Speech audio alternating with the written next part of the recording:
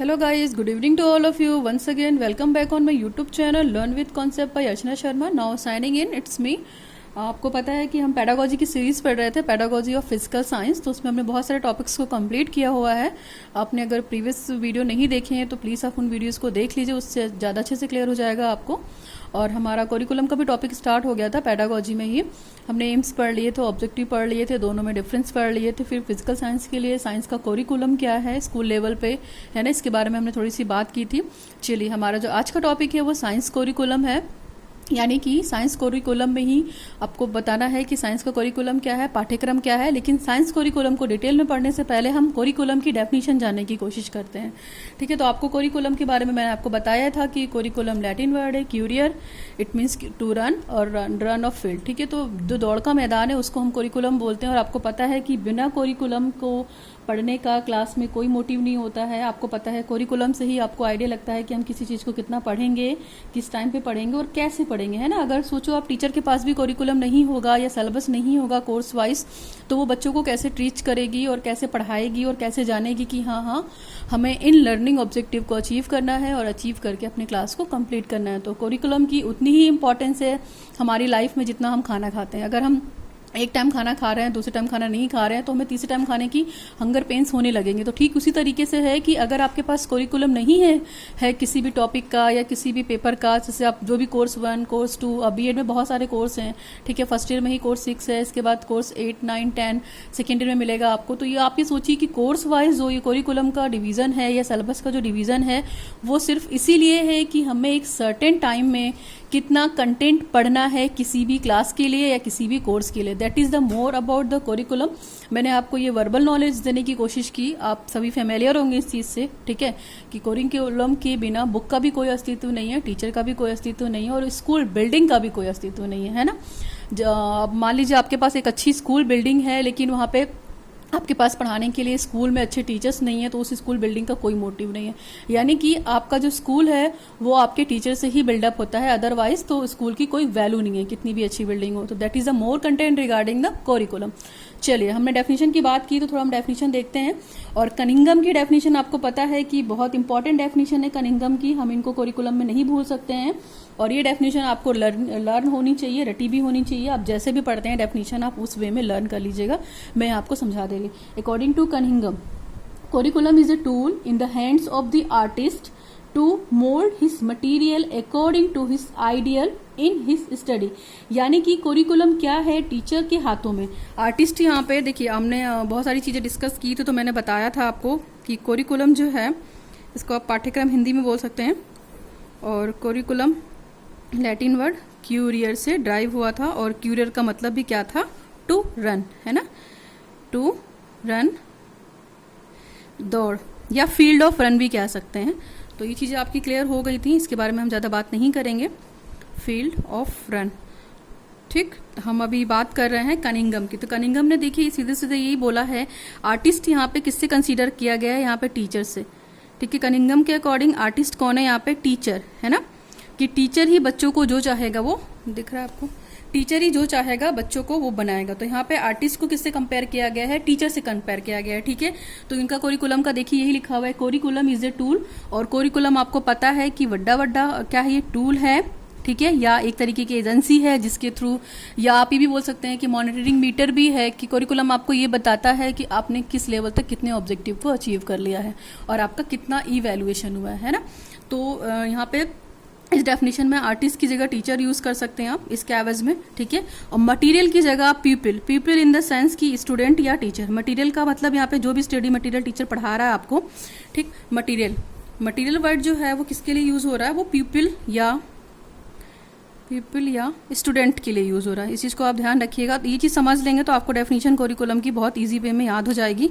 ठीक, मटेरियल पढ़ा लिया, ठीक। इसके बाद हमारा जो ऑब्जेक्टिव है तो वो हमारे आइडियल्स हुए। आइडियल्स क्या हुए, इसमें 3 वर्ड्स इस डेफिनेशन में आ रहे हैं। पहला तो देखिए आर्टिस्ट है, दूसरा क्या है मटेरियल है, और तीसरा क्या है आइडियल्स। तो आइडियल्स क्या है हमारे पे, यहाँ पे एम्स और ऑब्जेक्टिव कंसीडर कर सकते हैं आप, एम्स एंड ऑब्जेक्टिव्स। कौन से एम और ऑब्जेक्टिव, जो भी आप सब्जेक्ट पढ़ रहे हैं ना, या जो भी पाठ्यक्रम आप पढ़ रहे हैं। तो ये है इनकी डेफिनेशन में मोटी मोटी कि टीचर का काम यहाँ पे आर्टिस्ट है, और स्टडी मटेरियल क्या है आपका, जो भी आपकी पीपल हैं या स्टूडेंट हैं, और आइडियल्स क्या हैं, एम और ऑब्जेक्टिव।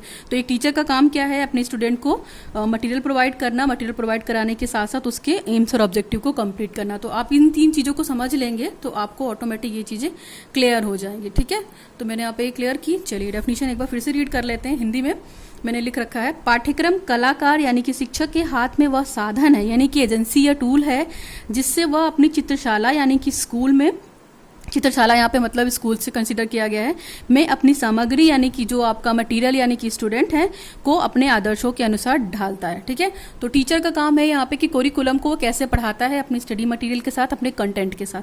चलिए डेफिनेशन खत्म होती है। नेक्स्ट डेफिनेशन है हमारी, अकॉर्डिंग टू द फ्रॉबेल। एक चीज़ आप याद रखिएगा, फ्रॉबेल ने प्लेवे सिस्टम दे रखा है।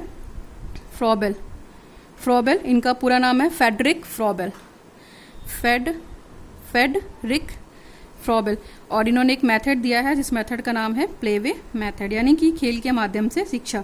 तो फ्रॉबेल का ये कहना था कि बच्चे खेल के माध्यम से काफ़ी अच्छा सीख सकते हैं। तो ये प्लेवे मेथड जो फेमस है, प्लेवे मेथड बोल सकते हैं, या आप किंडर गार्डन भी इसी को बोल सकते हैं, यानी कि बच्चों का बगीचा, किंडर गार्डन या चाइल्ड ऑफ गार्डन भी बोल सकते हैं। ठीक है, गार्डन ऑफ चाइल्ड यानी कि बच्चों का बगीचा। तो ये चीज़ याद रखिएगा फ्रॉबेल के बारे में। उन्होंने प्लेवे मेथड दिया था, उसी को हम किंडर गार्डन भी बोलते हैं, और गार्डन ऑफ चाइल्ड इन्होंने बोला था कि जो वो कोरिकुलम में बच्चों को हम कैसे पढ़ा सकते हैं, तो बच्चों को एक पर्टिकुलर खेल के माध्यम से या बगीचे में जो भी है उसके माध्यम से पढ़ा सकते हैं। तो बच्चे का बगीचा या किंडर गार्डन भी बोलते हैं। तो ये चीज़ फ्रॉबेल ने दी हुई थी। इनकी डेफिनेशन पढ़ते हैं यहाँ पे। इनकी डेफिनेशन में दे रखा है, curriculum should be the conceived as an epitome of the rounded whole of the knowledge and the experience of the human life. यानी कि पाठ्यक्रम क्या है, आप पूरी तरीके से बोल सकते हैं पाठ्यक्रम या कोरिकुलम जो पूरा मानव है, यानी कि बीइंग अ ह्यूमन, जितने आपके नॉलेज हैं, जितनी आपकी एक्सपीरियंस है, उसका एक सेंटर पॉइंट है। ठीक है, और अगर हमने उस सेंटर पॉइंट को समझ लिया है तो हमारा कोरिकुलम ऑटोमेटिक कंप्लीट हो जाएगा। ये तो 2 डेफिनेशन हुई ना। नेक्स्ट डेफिनेशन है हमारी, अकॉर्डिंग टू द मुनरे की डेफिनेशन भी काफ़ी इंपॉर्टेंट है, as you can see that in my diary. तो जो मुंडे की डेफिनेशन उसको भी पढ़ लेते हैं हम लोग। अकॉर्डिंग टू द मुनरे, इन्होंने कहा हुआ है कि curriculum embodies all experiences which are utilized by the school to attain the aim of the कोरिकुलम।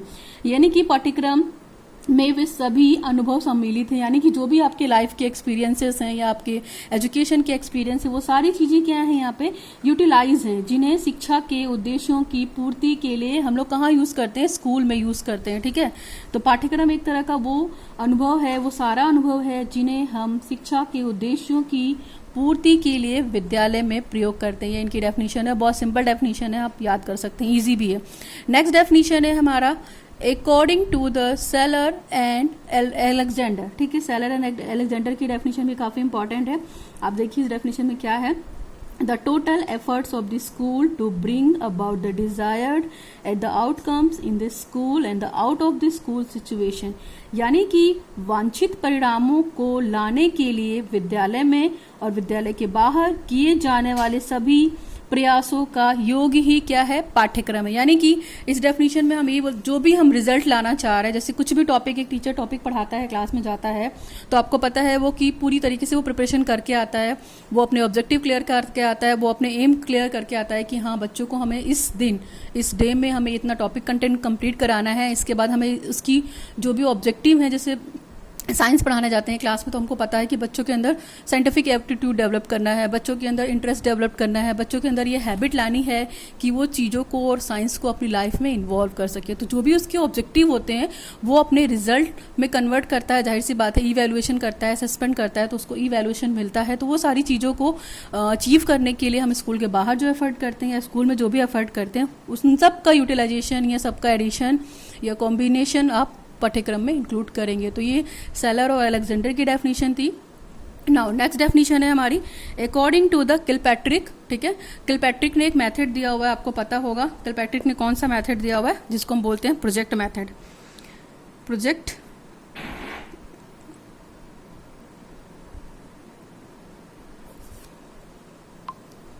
आपको पता होगा किलपैट्रिक ने ये प्रोजेक्ट मेथड दिया जिसको हम लोग प्रयोजन विधि या योजना विधि भी बोलते हैं, ठीक है। तो ये किलपैट्रिक उनके गुरु हैं, उस विधि के क्या करता धरता है, और इस विधि की खोज इन्होंने ही की थी। Project method was given by Kilpatrick. तो ये आपकी नॉलेज के लिए था। चलिए डेफिनेशन पढ़ लेते हैं। इस डेफिनेशन में देखिए क्या दे रखा है। अकॉर्डिंग टू किलपैट्रिक में the curriculum is the whole living of the people so far as the school accept responsibility for its quality. ठीक है, मैं फिर से पढ़ दे रही हूँ एक बार। Curriculum is the whole living of the peoples, ठीक है, as far as the school accept responsibility for its quality. पाठ्यक्रम क्या है? छात्रों का उस सीमा तक संपूर्ण जीवन है, यानी कि पूरी होल लाइफ है ना, होल लिविंग।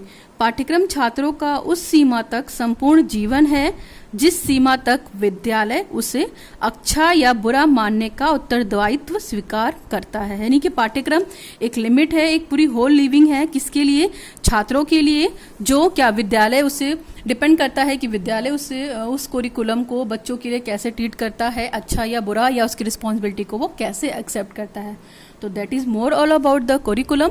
और कोरिकुलम की डेफिनेशन पढ़ी हमने यहाँ पे। सबसे पहले डेफिनेशन अकॉर्डिंग टू कनिंघम पढ़ी, उसके बाद अकॉर्डिंग टू द फ्रॉबल पढ़ा, फ्रॉबल के बाद हमने मुनरो की डेफिनेशन पढ़ी, इसके बाद सेलर है ना अलेक्जेंडर की डेफिनेशन पढ़ी, और फिर लास्ट में किलपैट्रिक की। तो ये 5 डेफिनेशन इनफ है आपके लिए, कोर्स के लिए। आप इनमें से 3 या 4 आराम से लर्न कीजिए, और आप जब भी लॉन्ग क्वेश्चन अटेंड करें कोरिकुलम का तो आपको 3 से 4 डेफिनेशन देनी ही पड़ेगी। और ये इंपॉर्टेंट भी है, कोरिकुलम पता होना चाहिए कोरिकुलम की डेफिनेशन क्या है। देखिए ये कोरिकुलम की डेफिनेशन आप 5 लर्न कर लेंगे तो आपकी बीएड के हर पेपर में काम आएगा, चाहे वो कोर्स 4 हो, चाहे वो कोर्स 5 हो, चाहे वो पेडागोजी का सेशन हो, इसके बाद कोर्स 8 हो सेकेंड ईयर में। मतलब कोरिकुलम के बारे में सब जगह बात की गई है कि कोरिकुलम क्या है, उसका निर्माण कैसे होना है, कंस्ट्रक्शन कैसे होना है, प्रोसेस कैसे होना है, डेवलपमेंट। तो ये डेफिनेशन आपको हर जगह काम आएगी। ओके और कभी कभी तो कम्पिटिटिव एग्जाम्स में सारी डेफिनेशन पूछ देते हैं। जैसे कनिंघम की डेफिनेशन बहुत इंपॉर्टेंट है, कनिंघम की डेफिनेशन देते हैं और उसके बाद आपके पास 4 ऑप्शन देते हैं कि ये डेफिनेशन किस राइटर की है। आप मतलब कोई भी एमसीक्यू सॉल्व कीजिए, उसमें से 1 2 3 ABCD जो भी है उसमें से कोई एक को करेक्ट कीजिए। तो ये डेफिनेशन बहुत इंपॉर्टेंट है, आप इस डेफिनेशन को जरूर लर्न करें। और मैंने बहुत सिंपल डेफिनेशन उठाई है, बुक में तो बहुत सारा दे रखा हुआ है और बहुत लेंदी है, समझ में भी नहीं आएगा। तो ये डेफिनेशन बहुत अप्रोप्रिएट है, टू द पॉइंट है और ईजी है और आपको पढ़ने में प्रॉब्लम नहीं होगा। फिर भी इन केस कुछ प्रॉब्लम होगा तो you can ask me in my comment section. और अगर वीडियो थोड़ा भी आपके लिए हेल्पफुल रहा हो, थोड़ा भी मोटिवेटेड रहा है तो प्लीज़ इस वीडियो को लाइक कीजिए, ढेर सारा सब्सक्राइब कीजिए, चैनल को सब्सक्राइब जरूर कीजिए ताकि जो भी ये बेल नोटिफिकेशन है आपको मिलती रहे कि हाँ एक वीडियो पर डे जाता है यहाँ से। और अच्छा लगा हो तो लोगों तक शेयर कीजिए, पढ़ने के लिए बोलिए, पढ़िए और दूसरों को पढ़ने का लिए शेयर भी कीजिए और सपोर्ट कीजिए। सो आज के लिए बस करते हैं। Thanks for watching the video. Now signing off, learn with concept bye Archana Sharma.